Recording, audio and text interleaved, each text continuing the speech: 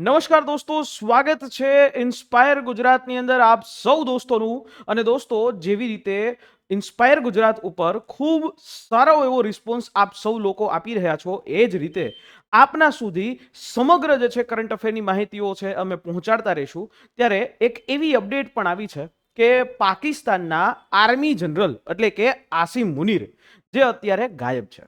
તો આખી વાત શું છે, કઈ રીતે છે, શું ભારતનો આ આસિમ મુનીરને ગાયબ કરવાની અંદર ભારતનો હાથ છે કે નહીં, એના ઉપર આપણે ડિસ્કસ કરીએ। શું છે આખો મુદ્દો, આવો સમજીએ। તો વાત જ્યારે એવી છે કે જ્યારે આપણે 22 તારીખે પહેલગામની અંદર જે ઘટના બને છે, આતંકી હુમલો થાય છે, અને એ આતંકી હુમલાને ભડકાવવાની અંદર પણ ક્યાંક ને ક્યાંક પાકિસ્તાનના આ આર્મી જનરલ એટલે કે આસિમ મુનીર એ જવાબદાર છે। તમને ખ્યાલ જ હશે કે પાકિસ્તાનની અંદર વડાપ્રધાન કરતા પાકિસ્તાનના શાસનની આખી ધુરા છે એ પાકિસ્તાનના આર્મી જનરલ હોય છે એની પાસે છે। ભારત અને પાકિસ્તાન બંને એ એક જ રીતે જે છે એ આઝાદ થયા। 14 તારીખે 14મી ઓગસ્ટ 1947માં પાકિસ્તાન આઝાદ થયું અને 15મી ઓગસ્ટના રોજ ભારત આઝાદ થયું। પણ બંને દેશના બંધારણની અંદર હાથી અને ઘોડાનો તફાવત છે। પાકિસ્તાનની અંદર જે સુપરમસી પાવર જે છે એ આર્મી જનરલને આપવામાં આવ્યો છે, જ્યારે ભારતની અંદર ડેમોક્રેસી છે। ભારતની અંદર સંસદને લોકોના હાથમાં પાવર છે। તો ત્યારે આ વસ્તુ પણ ઇફેક્ટ તો ચોક્કસથી જ કરે। અને આમે જોવા જાવ તો પાકિસ્તાનના એવા એક પણ પ્રધાનમંત્રી નથી કે જે જેલમાં ગયા હોય, અને વારંવાર પાકિસ્તાનની અંદર જે તખ્તા પલટ જે છે થઈ જતો હોય છે। તમે નામ પણ સાંભળ્યું હશે ઇમરાન ખાનનું। હાલ એ ઇમરાન ખાન પણ જેલમાં છે। પાકિસ્તાનની કોર્ટ દ્વારા અને પાકિસ્તાનના કેટલાક લોકો દ્વારા એટલે કે વિરોધ પક્ષ દ્વારા એના ઉપર આરોપો લગાડવામાં આવ્યા હતા, અને એ જ આરોપો, ભ્રષ્ટાચારના આરોપો, ઘણા બધા આરોપો એ લગાડી અને એને જે છે એ જેલમાં નાખી દેવામાં આવ્યો। બરાબર, જ્યારે ઇમરાન ખાન જે છે એ જ્યારે સત્તા ઉપર હતો તો ત્યારે નવાઝ શરીફ છે, એ નવાઝ શરીફને જેલમાં નાખવામાં આવ્યા હતા।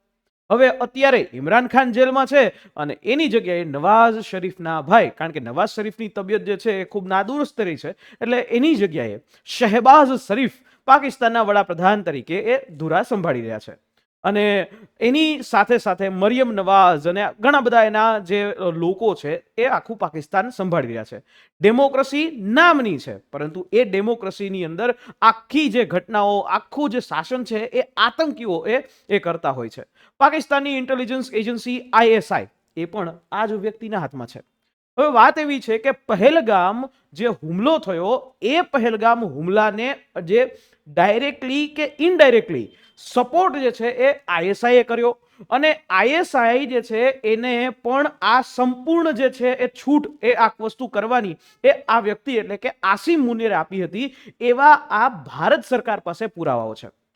અને ત્યારે એની આ હુમલો થયો એની પહેલા જેમ એઝ ઇટ ઇઝ કાશ્મીર રાગો જે છે એ આ પાકિસ્તાનના તમામ આર્મીના જનરલો છે એ ગાતા જ હોય છે કે અમે ભારતની જે ઓક્યુપાઈડ કાશ્મીર છે એને એના માટે અમે કામ કરશું। આર્ટિકલ 317 જે હટાવી દેવામાં આવી 2019 બાદ, ત્યારબાદ મુસ્લિમો એ ઇન્ડિયા ઓક્યુપાઈડ કાશ્મીર છે ત્યાં ખૂબ દુખી છે, મુસ્લિમોનું શોષણ થાય છે, મુસ્લિમોને મારી નાખવામાં આવે છે, એની જમીન હડપી લેવામાં આવે છે। આવા બધા ભડકાઉ સ્ટેટમેન્ટ એ આ વ્યક્તિએ આપ્યા, અને એનું રિએક્શન એવું આવ્યું કે લશ્કર એ તોયબા અને લશ્કર એ તોયબાએ TRF the resistance front, resistance force છે એના માધ્યમથી ભારતમાં હુમલો કરાવ્યો। અને એ હુમલાની અંદર ભારત અને નેપાળના સહિત 27 લોકો માર્યા ગયા, એ નિર્દોષ લોકો માર્યા ગયા। તો ત્યારે આ એ જ વ્યક્તિ છે આસિમ મુનીર કે જેણે આ હિંસા ભડકાવી, અને એના પૂરતા પુરાવાઓ મળે છે। ત્યારબાદ આ બધી વસ્તુઓ ચાલુ જ હોય છે। તો 22 તારીખ પછીથી પહેલગામની ઘટના બની, એના પછીથી આ વ્યક્તિ એ ગાયબ છે। પાકિસ્તાનની અંદર મીડિયા પ્રેઝન્સ આ નથી।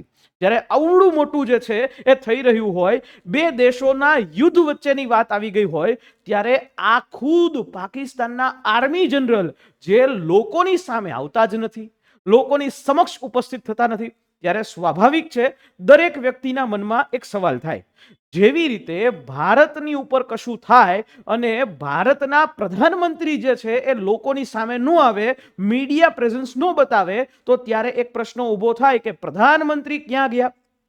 ત્યારે મળતા જે અહેવાલો મુજબ સોશિયલ મીડિયાની અંદર કેટલીક એવી અફવાઓ પણ ફેલાયેલી છે કે આ આસિમ મુનીર જે છે એ પાકિસ્તાનની અંદર રાવલપિંડીના બંકરમાં અત્યારે સંતાઈને બેઠા છે.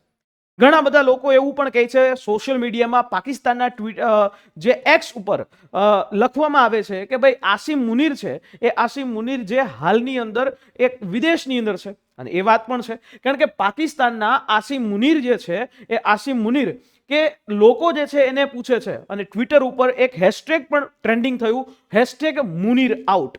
બરાબર, લોકો જે છે અલગ અલગ પ્રકારની વાતો છે એ આસિમ મુનીર બાબત ઉપર કરી રહ્યા છે.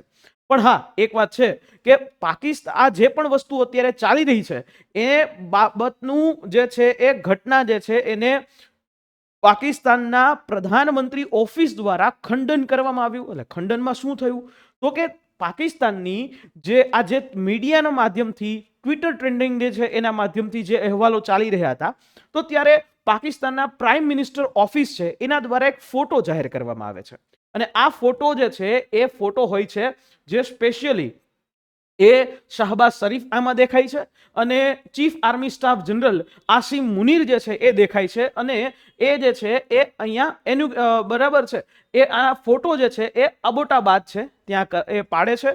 અને આ એમનું જેમ આપણે અહીંયા હૈદરાબાદની અંદર આઈપીએસનું ટ્રેનિંગ સેન્ટર હોય છે એવી જ રીતે એ ઓફિસર જે છે એ અહીંયા કાબુલના બરાબર પીએમએ કાકુલ બરાબર છે, officers of PMA Pakistan military agency છે એના કાકુલ એનો આખો એક ફોટો છે, ગ્રુપ ફોટો અહીંયા એ શેર કરે છે.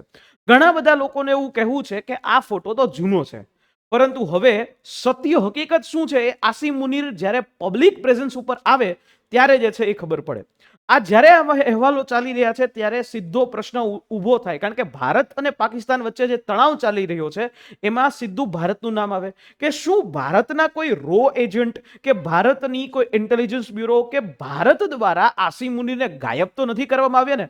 પણ એક વાતની છે કે આસિમ મુનીર જે છે એને પોતાના પરિવારો આસિમ મુનીર માત્ર નહીં પરંતુ પાકિસ્તાન આર્મીના જે બધા ઓફિસરો છે એને પોતાના પરિવારોને કાં તો યુકેમાં અને કાં તો યુએસની અંદર શિફ્ટ કરી દીધા છે. એ નથી ઈચ્છતા કે યુદ્ધની અંદર પોતાના પરિવારો માર્યા જાય, પરંતુ પાકિસ્તાનના સામાન્ય જે જનતાઓ છે એ જનતાઓને એ મારવા દેવા માટે એ રાજી છે.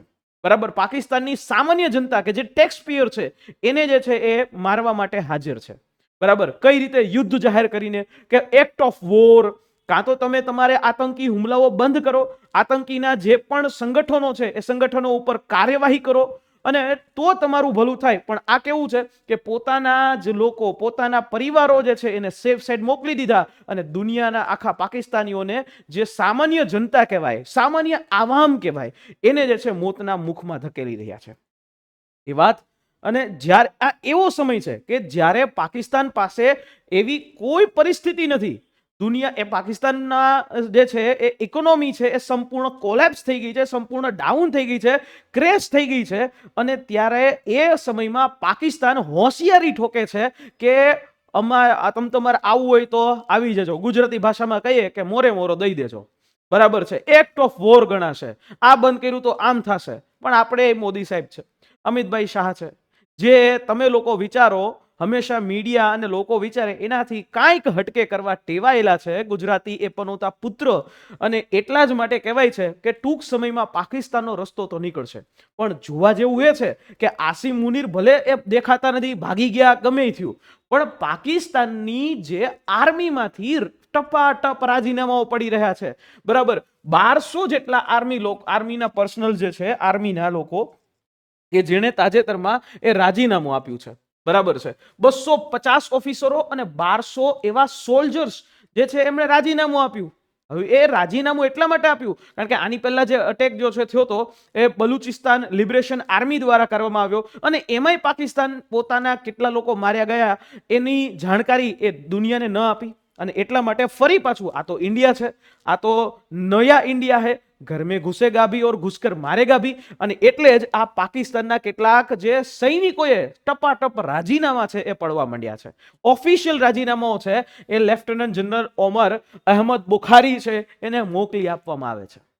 એટલે આ વાત એ ક્યાંક ને ક્યાંક તમે જુઓ કે પાકિસ્તાનની જનતા, પાકિસ્તાનની આર્મી પણ યુદ્ધ નથી ઈચ્છતી. પણ હવે આની પાછળ ભારત હોઈ શકે એવી હાલ શક્યતા નથી, કારણ કે ભારત જે છે એ પ્રોપર કાંઈક નવું કરવાના મૂડમાં છે. આર્મી એક્સરસાઇઝ કરે છે, ઇવન નેવલ એક્સરસાઇઝ કરે છે, બરાબર, અને એરફોર્સે પણ એક્સરસાઇઝ જે છે એ કરે છે કે એનીવેર એની હાઉ, બરાબર, જ્યાં તમે કહેશો ત્યાં તમારા હવે તમને ભોમાં ભંડારવા માટે અમે રેડી છીએ. અને ત્યારે આ વાત જે છે એ આપણી સામે આવે છે. પણ એક વાત છે કે આ 5 મુદ્દાઓ છે, એ 5 મુદ્દાઓથી આ આખો જે અફવાઓ ઉડી છે, પહેલગામની અંદર આતંકી હુમલો થયો, ઈ કરાવવા પાછળ પણ આ જ વ્યક્તિનો જવાબદાર હોવાનું મનાય છે. ત્યારબાદ સામાન્ય જનતા અને સોશિયલ મીડિયા ઉપર જે આ અફવાઓ ઉડી, અને એમાંય જે પોતાના જ સૈન્યની અંદર પોતાની જ આર્મીમાં અસંતોષ જે છે એ હાલમાં જણાઈ રહ્યો છે. પણ તેમ છતાં આસિમ મુનીર બહાર ક્યાંય પબ્લિકલી દેખાતા નથી, અને પોતાના પરિવારને પાછા ભારતની બહાર મોકલી દે, ભારત અને પોતાના પાકિસ્તાનની બહાર મોકલી દે છે, બરાબર. એવા પણ અહેવાલો છે એ અહીંયા આવે છે. અને અવારનવાર પાકિસ્તાનના તમામ આર્મી જનરલો એ ભડકાઉ ભાષણ કરતા રહેતા હોય છે. પણ હવે જોવાનું એ રહ્યું કે આ બધી ઘટનાઓની અંદર ભારત ક્યારે અને કયા સમયે એ એટેક કરશે, કયા સમયે એ પોતાનું વાત જે છે રજૂ કરશે. અને હવે કહેવાય ને કે 100 સુનાર કી ઓર 1 લોહાર કી, મોદી સાહેબના મગજની અંદર કદાચ આવું જ કંઈક ચાલતું હશે.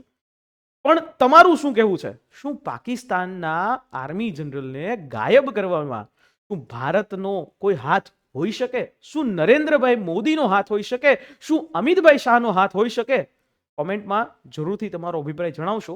અને આ જ પ્રકારના વિડીયો છે એ તમારી સમક્ષ એ ઉપસ્થિત કરતો રહીશ. એટલા માટે અમારી આ યુટ્યુબ ચેનલ છે એની તમે સબસ્ક્રાઇબ કરી દેજો, અને તમે ટ્વિટર ઉપર ધવલ મારુ જે છે એડ કરી એટલે ધવલ મારુ સાથે તમે જોડાઈ શકો છો. મળીએ છે નેક્સ્ટ વિડીયોની અંદર. ત્યાં સુધી મને રજા આપશો. જય હિન્દ, જય ભારત.